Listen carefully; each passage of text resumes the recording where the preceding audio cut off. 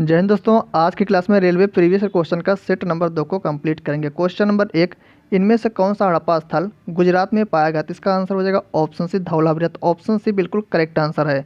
धौलावीरा की खोज किसने की? तो 1968 ईस्वी में जगपति जोशी ने 1968 ईस्वी में जगपति जोशी ने धौलावीरा की खोज की।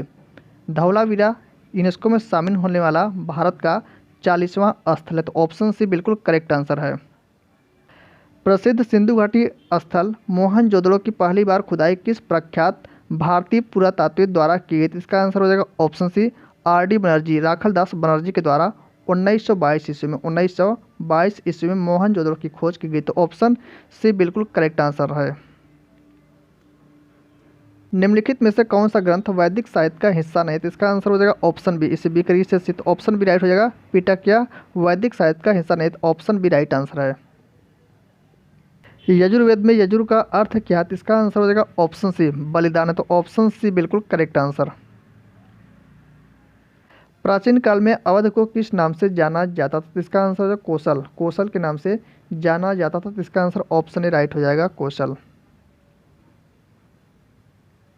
जैन मठ संस्थानों को क्या कहा जाता है? जैन मठ संस्थानों को वसादिश कहा जाता। तो ऑप्शन डी राइट आंसर हो जाएगा, वसादिश।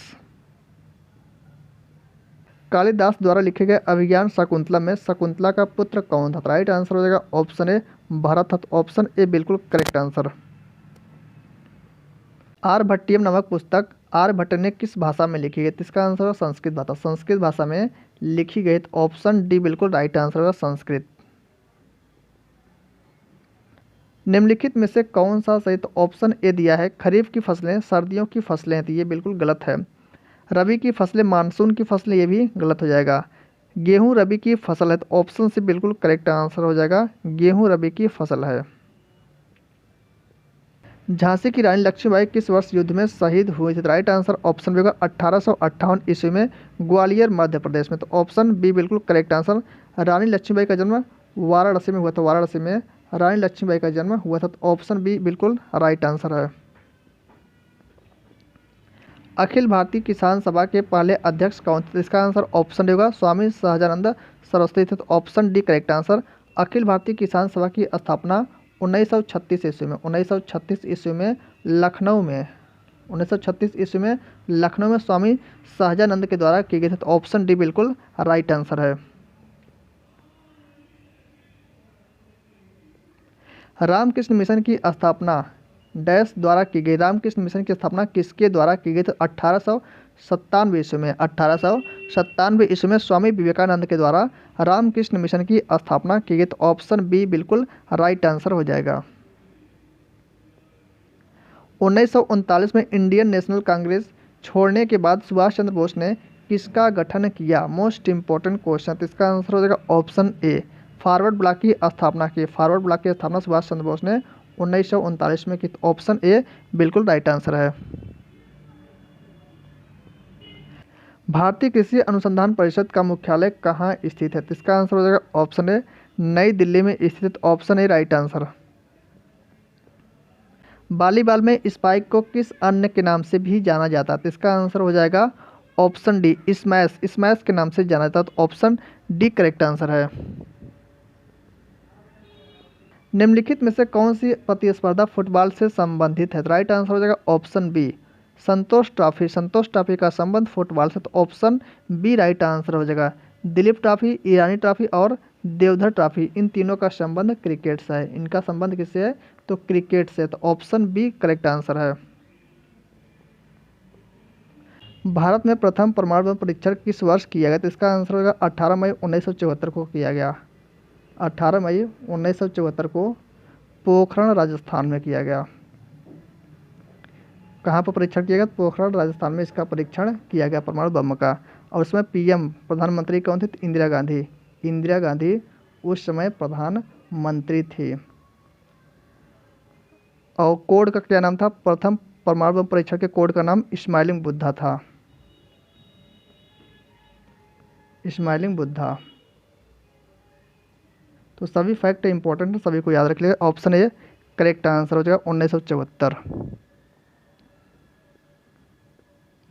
IMF और विश्व बैंक का गठन 1944 में हुआ था, उनके मुख्यालय किस शहर में स्थित है? Important question. तो इसका आंसर हो जाएगा ऑप्शन सी, वाशिंगटन DC में स्थित। ऑप्शन सी बिल्कुल करेक्ट आंसर है। भारत रत्न पुरस्कार पाने वाले पहले खिलाड़ी कौन है? राइट आंसर ऑप्शन होगा सचिन तेंदुलकर है। Option A correct answer. इन्हें 2014 में मिला, 2014 में इन्हें भारत रत्न पुरस्कार मिला। तो ऑप्शन ए करेक्ट आंसर। 1913 में साहित्य के लिए नोबेल पुरस्कार प्राप्त करने वाले पहले भारतीय का नाम क्या था? राइट आंसर ऑप्शन डी होगा रविन्द्रनाथ टैगोर। तो ऑप्शन डी करेक्ट आंसर। इनकी पुस्तक गीतांजलि के लिए इन्हें नोबेल प्राइज़ दिया गया। इनकी पुस्तक का नाम था गीतांजलि। गीतांजलि के लिए इन्हें नोबेल प्राइज़ दिया गया। तो ऑप्शन डी करेक्ट आंसर है। राष्ट्रीय प्रौद्योगिकी दिवस प्रतिवर्ष मनाया जाता है की स्मृति में मनाता है? किसकी स्मृति में मनाया जाता है? इसका आंसर होगा 11 मई 1998 को। 11 मई 1998 को भारत ने दूसरा सफल परमाणु परीक्षण किया था, पोखरण सेकेंड। तो ऑप्शन ए करेक्ट आंसर। इसी की स्मृति में मनाता। तो ऑप्शन ए राइट आंसर है। 1948 में अर्ली इंडस सिविलाइजेशन नामक पुस्तक किसने लिखित? राइट आंसर ऑप्शन होगा अर्नेस्ट मैके ने लिखित। Option A correct answer. BIOS का पूरा नाम है बेसिक इनपुट आउटपुट सिस्टम। तो इसका आंसर हो जाएगा option B, basic input output system BIOS का पूरा नाम है। तो option B right answer. IP address का अभिप्राय क्या है? IP एड्रेस से क्या तात्पर्य पूछा गया? तो इसका आंसर ऑप्शन डी हो जाएगा डिजिटल रूप से अपने ग्राहक को जाने। डिजिटल रूप से अपने ग्राहक को जाने। हिलती मीनारें किस राज्य में स्थित हैं? हिलती मीनारें अहमदाबाद गुजरात में स्थित। Option A right answer. स्वर्णिम पैगोडा का देश किसे कहा जाता है? स्वर्णिम पैगोडा का देश म्यांमार को कहा जाता है। तो ऑप्शन सी राइट आंसर। एक लाइट बल्ब का फिलामेंट किससे बना होता है? बल्ब का फिलामेंट किससे बना होता है? टंगस्टन का बना होता है। तो ऑप्शन बी राइट आंसर। इसका सिंबल क्या होता है? इसका सिंबल W होता है। टंगस्टन का सिंबल अर्थात प्रतीक W होता है। तो ऑप्शन बी राइट आंसर। मनुष्य की आंख कितने मेगापिक्सल की होती है? मनुष्य की आंख 576 मेगापिक्सल की होती है। मनुष्य की आंखों में कौन सा लेंस होता है? मनुष्य की आंखों में उत्तल लेंस होता है। मनुष्य की आंखों में उत्तल लेंस होता है। तो ऑप्शन सी करेक्ट आंसर है। विटामिन B9 का रासायनिक नाम क्या होता है? करेक्ट आंसर ऑप्शन होगा फोलिक अम्ल। Option A correct answer. Niacin या निकोटिनिक अम्ल विटामिन B3 का रासायनिक नाम है। साइनोकोबालामिन या विटामिन B12 का रासायनिक नाम है। B12 में कोबाल्ट धातु पाई जाती है। तो ऑप्शन ए करेक्ट आंसर है। छिली हुई सब्जी धोने से कौन सा विटामिन निकल जाता है? छिली हुई सब्जी धोने से विटामिन सी, जिसका रासायनिक नाम स्कार्बिक एसिड होता है, तो विटामिन सी निकल जाता है। तो option C right answer. LCD एक बुनियादी प्रकार का मॉनिटर है। LCD का पूर्ण रूप क्या है? LCD का पूर्ण रूप लिक्विड क्रिस्टल डिस्प्ले है। तो ऑप्शन कौन सा हो जाएगा? ऑप्शन डी राइट आंसर होगा लिक्विड क्रिस्टल डिस्प्ले। बौद्ध धर्म एवं जैन धर्म दोनों के उपदेश किसके शासनकाल में दिए गए थे? तो इसका आंसर ऑप्शन होगा बिंबिसार के शासनकाल में दिए गए थे। यह हर्यक वंश का शासक था। बिंबिसार हर्यक वंश का शासक था। तो ऑप्शन ए करेक्ट आंसर है। भीमबेटका का पूरा पाषाण काल का एक प्रसिद्ध स्थल भारत के किस राज्य में है? तो इसका आंसर हो जाएगा ऑप्शन ए मध्य प्रदेश में। तो ऑप्शन ए राइट आंसर। अंतर्राष्ट्रीय तिथि रेखा को क्या कहता है? अंतर्राष्ट्रीय तिथि रेखा को 180 डिग्री देशांतर कहा जाता है। तो ऑप्शन डी राइट आंसर है। बौद्ध संरचना धार्मिक स्तूप कहाँ पर स्थित है? तो इसका आंसर हो जाएगा ऑप्शन ए सारनाथ वाराणसी में स्थित है। तो ऑप्शन ए राइट आंसर। कितने भारतीय राज्यों की सीमाएं नेपाल से जुड़ी हुई? तो इसका आंसर होगा 5 भारतीय राज्यों की सीमाएं नेपाल से जुड़ी हुई हैं। उत्तराखंड, उत्तर प्रदेश, बिहार, उत्तराखंड, उत्तर प्रदेश, बिहार, वेस्ट बंगाल अर्थात पश्चिम बंगाल और एक और है सिक्किम। तो इन 5 भारतीय राज्यों की सीमाएं नेपाल के साथ जुड़ी हुई हैं। तो ऑप्शन डी राइट आंसर है। भारत की मानक यमुत्तर इनमें से किस स्थान से होकर गुजरती है? तो इसका आंसर ऑप्शन होगा नैनी प्रयागराज से।